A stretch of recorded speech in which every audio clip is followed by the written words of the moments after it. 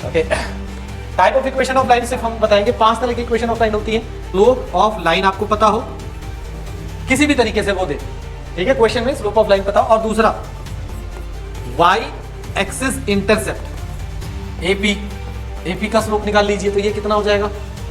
और y axis का intercept कितना है, तो आप कहोगे उसको बोलते हैं c। एपी का स्लोप हो जाएगा आपका y माइनस में y1 divided by the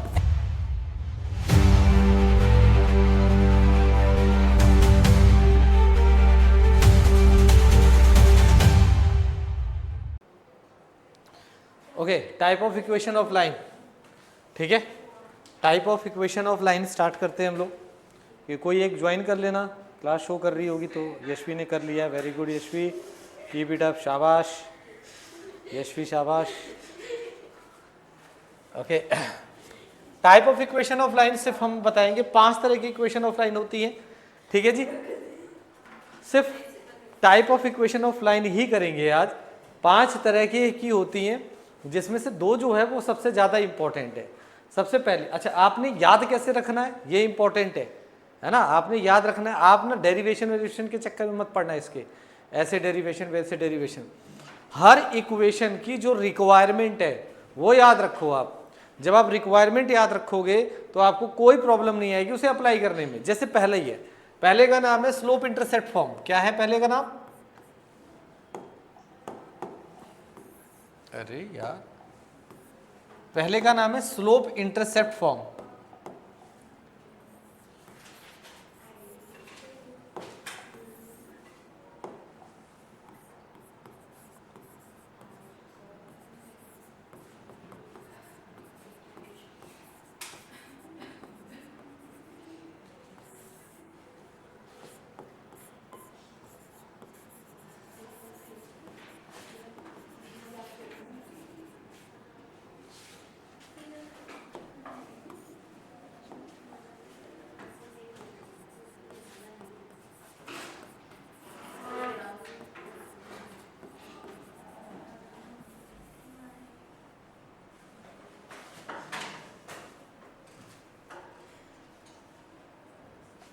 slope intercept form, ठीक है।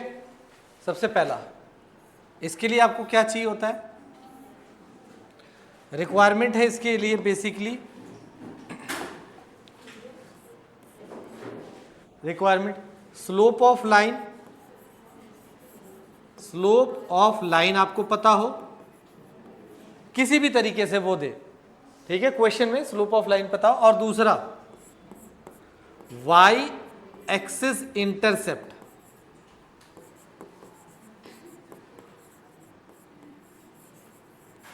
ठीक है, y एक्सिस का इंटरसेप्ट। अच्छा एक चीज याद रखो, एक चीज याद रखो, इंटरसेक्शन और इंटरसेप्ट 2 वर्ड में अंतर होता है। इंटरसेक्शन कब होता है, जब 2 लाइनों के बीच में हो। 2 लाइनें जब टकराती है ऐसे, इस तरीके से, एक लाइन इससे टकराएगी, तो ये जो पॉइंट है ये इंटरसेक्शन पॉइंट कहलाता है। कौन सा, इंटरसेक्शन। और ये आपके पास कोऑर्डिनेट ज्योमेट्री है, ये आपकी y एक्सिस है, ये आपकी x एक्सिस है। जब लाइन कोई भी इस तरीके से x एक्सिस या y एक्सिस या x एक्सिस को कट करती है, तो इसको बोलते हैं इंटरसेप्ट। ये अंतर याद रखना बस, बहुत जरूरी है, ठीक है। तो आपको बेसिकली क्या क्या दिया होना चाहिए, y एक्सिस का इंटरसेप्ट और स्लोप ऑफ द लाइन। तो अगर मैं बात करता हूं, यहां पर एक कोऑर्डिनेट ज्योमेट्री है हमारे पास, मान लीजिए आपके पास ये लाइन है, इस तरीके से लाइन है आपके पास, ठीक है। इन दिस कंडीशन ये y एक्सिस हो गया, ये x एक्सिस हो गया, ठीक है, ये y डैश ले लो और ये आपके पास x डैश ले लो। ये जो लाइन है, इस लाइन का स्लोप आपको दिया हुआ है, यानी कि किसी भी फॉर्मेट में दिया है। मान लो इसका स्लोप ये है, ये थीटा दे दिया, इंक्लाइनेशन दिया, या खुद से उसने कहा भाई मैं तुम्हें इस लाइन का स्लोप देता हूं, तो इसका स्लोप उसने मुझे m दे दिया। जब ये लाइन y एक्सिस से कट कर रही है इस जगह पे, तो इसे बोलते हैं y का इंटरसेप्ट। तो y का इंटरसेप्ट कितना है c, यानी ये वाला पॉइंट कितना होगा, ये वाला पॉइंट होगा आपका c कॉमा में 0, है ना, c कॉमा 0। एक्चुअली में एक स्टैंडर्ड बनाया हुआ है। आप सोच रहे होगे सर आपने c ही क्यों लिया, है ना, मन में विचार आया होगा y ले लेते, 0 कॉमा c आएगा। पहली बात तो ये आएगा आपका 0 कॉमा c। तो आप सोच रहे होगे सर 0 कॉमा y ले लेते, मन में विचार आपके आ रहा होगा। तो एक स्टैंडर्ड बना दिया, इंटरसेप्ट को c से डिनोट कर रहे हैं वो लोग, ठीक है, कोई भी कांस्टेंट पॉइंट हो सकता है। अब ना ये तो मुझे मिल गया, राइट, मैं मान लेता हूं इस पे एक पॉइंट P है जो क्या करता है, इस लाइन की इक्वेशन को सेटिस्फाई करेगा। P एक्चुअल में लोकस होता है, ठीक है ना, locus is the point which satisfy the given equation, ठीक है। तो इस लाइन पर ये P कहीं पर भी हो सकता है, पर जो भी P x, y है, जो भी इसकी वैल्यू होगी, जब भी आप लाइन में पुट करोगे तो लाइन की इक्वेशन को सेटिस्फाई करेगा। तो हमें नहीं मालूम एक्यूरेटली P क्या है, तो हमने उसकी जगह क्या लिया, x, में y, राइट। अब क्योंकि मुझे इसका स्लोप मालूम है, तो स्लोप ऑफ लाइन क्या होता है बताओ, m is equal to the y2 minus में y1। ये लाइन दो जगहों से पास कर रही है कि नहीं कर रही है, y2 माइनस में y1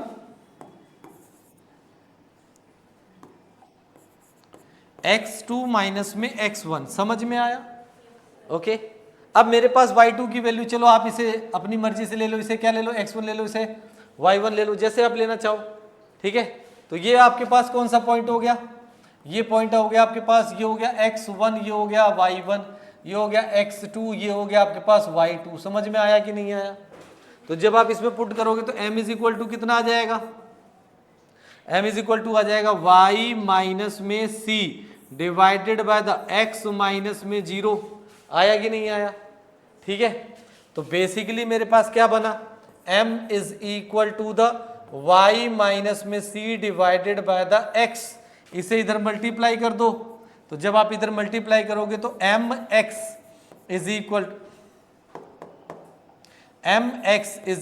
to the y minus में c। ये c इधर ले आओ, या इसको ऐसे करके लिखो, y is equal to the mx plus में c। This is called the intercept form of the line. इसमें आपके पास लाइन का इंटरसेप्ट अगर आपके पास होगा तो m की जगह आप पुट करोगे, और सॉरी लाइन का स्लोप अगर आपके पास होगा तो m की जगह स्लोप पुट करोगे और इंटरसेप्ट की जगह c। क्लियर हुआ कि नहीं हुआ, चले आगे, बहुत सिंपल है, एक इक्वेशन होगी। सेकंड है आपके पास,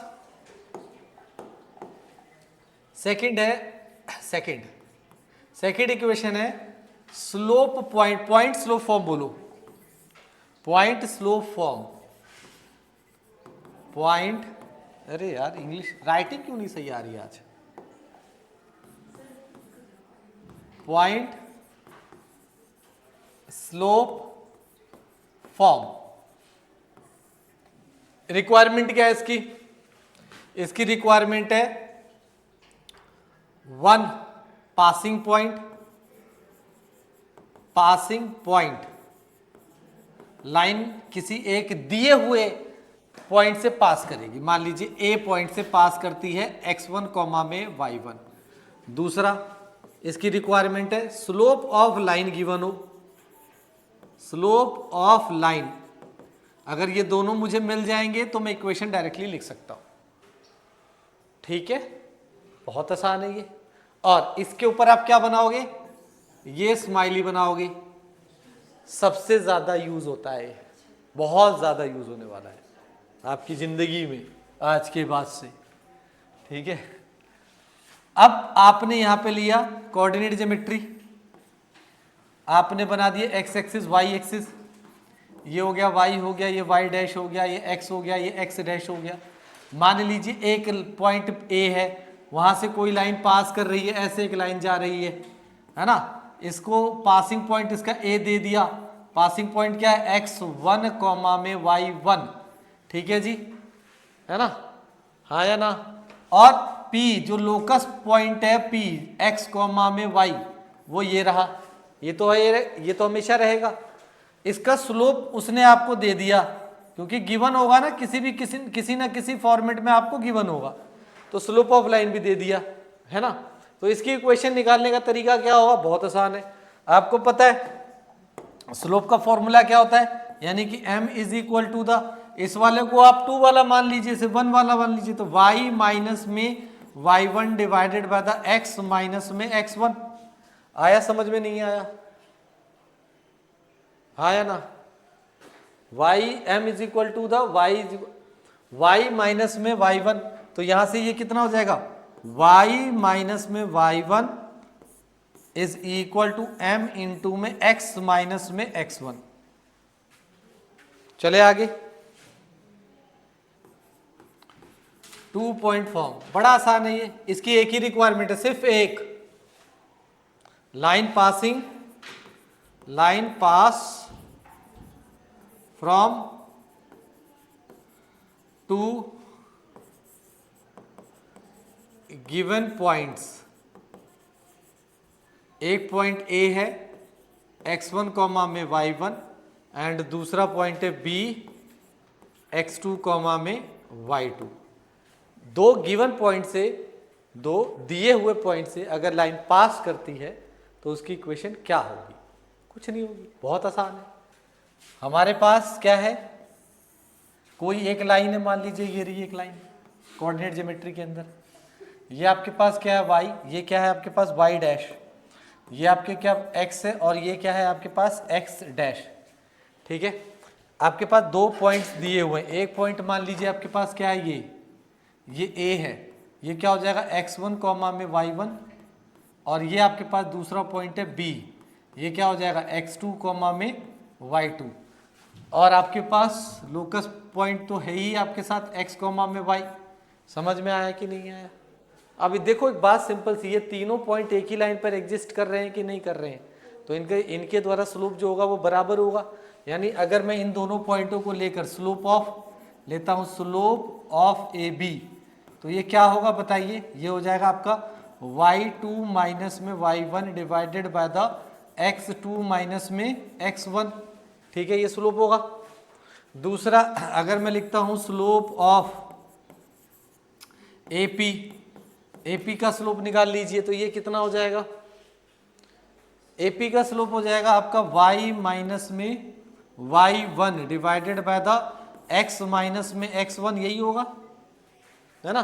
तो ये दोनों तो आपस में बराबर हैं, तो y माइनस में y1 divided by x minus में x1 is equal to the y2 minus में y1 divided by the x2 minus में x1।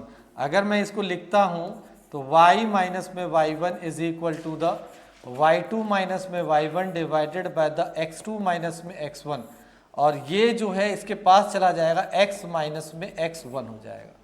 समझ में आया कि नहीं आया? एक बात मजेदार बताऊं, इसमें और उसमें कोई अंतर थोड़ी ना है। उस वाले में आपके पास यहाँ पे m है, और slope of line when passing from the two point क्या होता है, y2 माइनस में y1 अपॉन में x2 माइनस x1, है ना आसान। पर इसकी रिक्वायरमेंट क्या है, कह रहा दो पॉइंटों से पास, दो पॉइंट दे दो मुझे, लाइन को पास करा दो, मैं आपको इक्वेशन दे दूंगा। ठीक है, समझ में आया कि नहीं आया? चले आगे। फोर्थ हमारे पास है इंटरसेप्ट फॉर्म।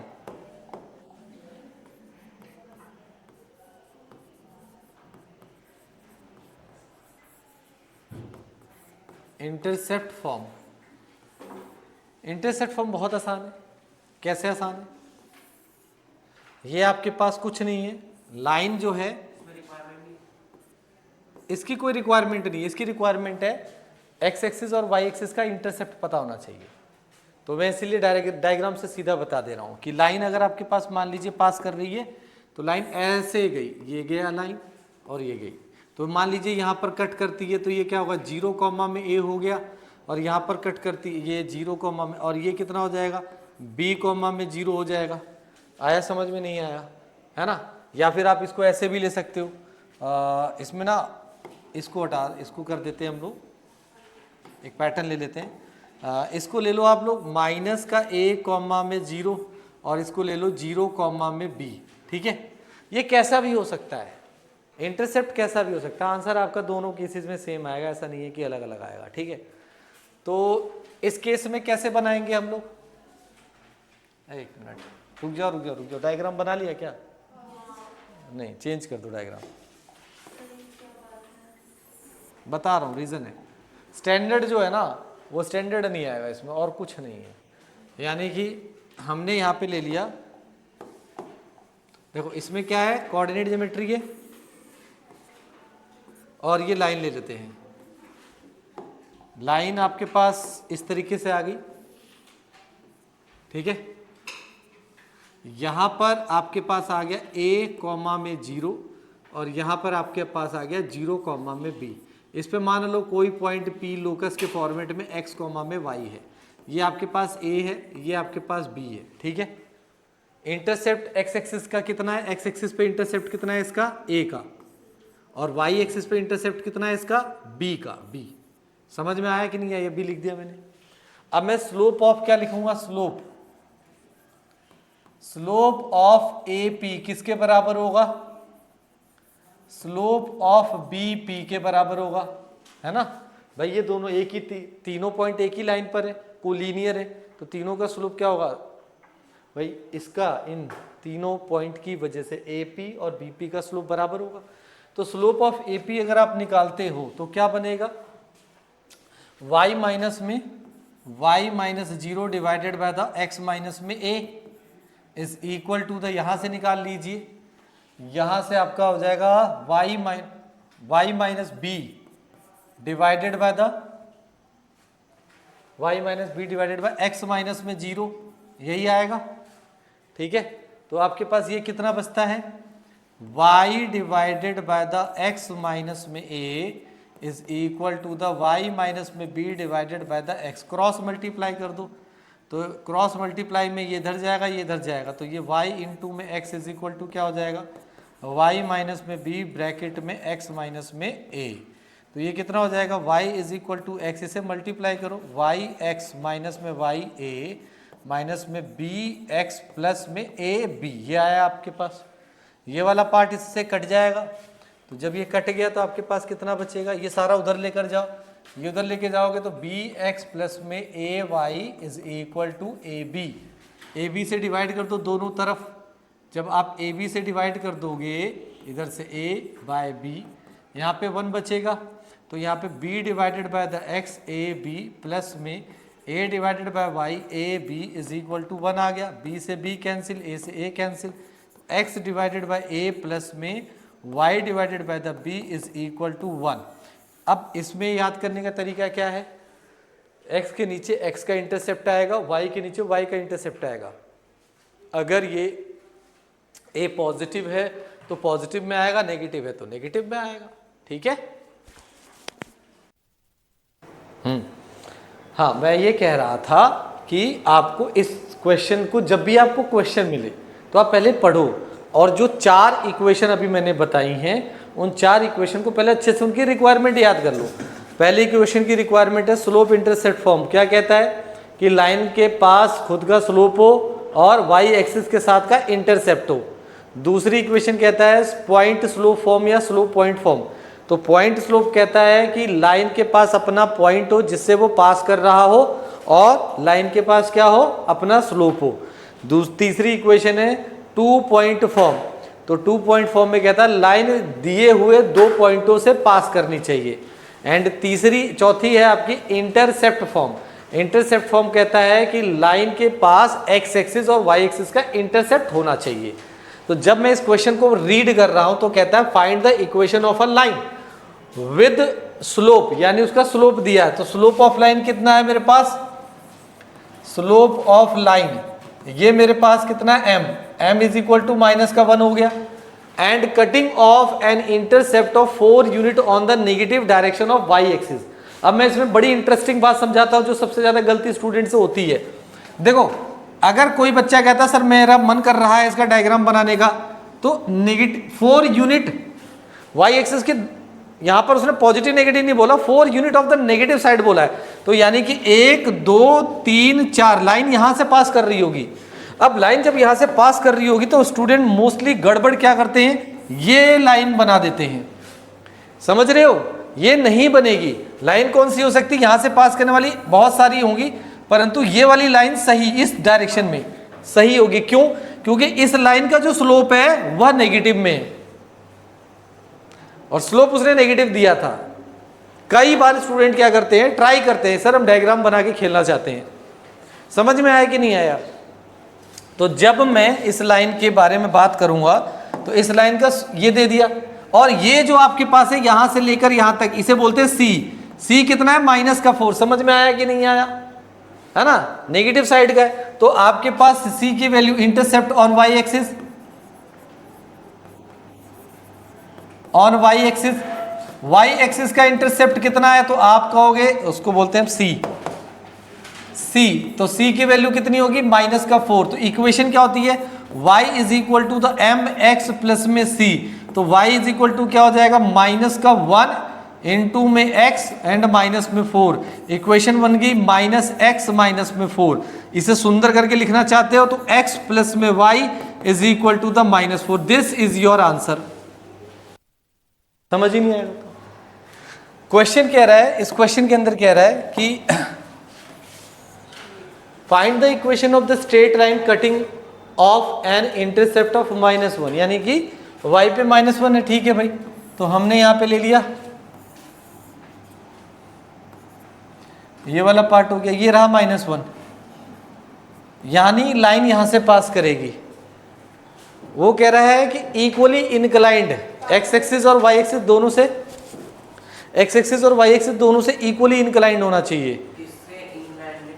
ये बोल तो रहा है ना, being equally inclined the axis, दोनों एक्सिस से बराबर इनक्लाइंड होनी चाहिए। तो स्टूडेंट जो एंगल बनाते हैं वो बेसिकली डायग्राम कौन सा बनाते हैं? ये वाला। ये देखो सर, इसने इक्वली इंक्लाइन कर दिया, इसके साथ भी 45 डिग्री बना रहा है और इसके साथ भी 45 डिग्री बना रहा है। समझ में आया? है ना। एक पॉसिबिलिटी और होती है, ये वाली। कौन सी? This is the also possible in this situation. ये लाइन यहां पर 45 डिग्री बना रही है और यहां पर 45 डिग्री बना रही है। समझ में आया कि नहीं आया? तो आप जनरली स्टूडेंट एक ही आंसर लिखता है, वो इस वाले पे जाकर, अगर इसका ये एंगल 45 डिग्री है तो ये एंगल कितना होगा? ये वाला एंगल 45 डिग्री होगा। यानी अगर मैं इसके स्लोप की बात करूंगा, इसके स्लोप की यानी कि m1 की बात करूंगा तो कितना आ जाएगा? 10 में 45 आ जाएगा, यानी इसका स्लोप होना चाहिए 1। यानी मुझे अगर इसकी इक्वेशन लिखनी है तो y is equal to the m x plus में c होता है, तो y इज इक्वल टू कितना हो जाएगा? x माइनस में 1 आ जाएगा इसकी इक्वेशन, इस वाले लाइन की। परंतु जब मैं इस लाइन की इक्वेशन निकालने जाऊंगा तो इस वाले लाइन की इक्वेशन के लिए मुझे इनक्लाइनेशन तो ऐसे काउंट होता है, तो ये कितना होता है? 135 डिग्री होगा। तो स्लोप कितना होगा इसका? स्लोप ऑफ लाइन यानी कि m2, ये कितना हो जाएगा? 10 में 135, 10 135 डिग्री, यानी कि जो m2 की वैल्यू है वो कितनी हो जाएगी? 10। 90 प्लस में 45, यानी कि जो m2 है वो कितना हो जाएगा? कॉट कितना? 45, परंतु कौन सा? माइनस का सेकेंड क्वाड्रेंट है, तो जो m2 की वैल्यू आई वो कितनी आ जाएगी? -1 आ गई। इसकी इक्वेशन कितनी हो जाएगी? इसकी इक्वेशन भी वही होती है ना, y is equal to the M X plus में c। c की वैल्यू तो मुझे ऑलरेडी मिल रही है -1, तो ये कितना हो जाएगा? -x माइनस में 1 की जगह, c की जगह क्या आएगा? 1। बात समझ में आई कि नहीं आई? नहीं आई? c तो यही रहेगा ना दोनों के लिए, c तो यही है भाई, c थोड़ी ना बदल जाएगा। इंटरसेप्ट दोनों का यहां पर है, तो यहां से लेकर यहां तक क्या है आपका? c, वो कितना है? -1 है। c नहीं बदलेगा ना, तो c तो दोनों का -1 है दोनों के लिए। आपका स्लोप बदल रहा है दोनों का। समझ में आ गया? दो आंसर है इसके, एक इक्वेशन ये है और एक इक्वेशन, इसके दो आंसर है। तो इसे कई बार कंबाइन करके लिखा जाता है, y is equal to the plus minus X minus में 1। आपको MCQ में ऐसे भी मिल सकता है। ठीक है।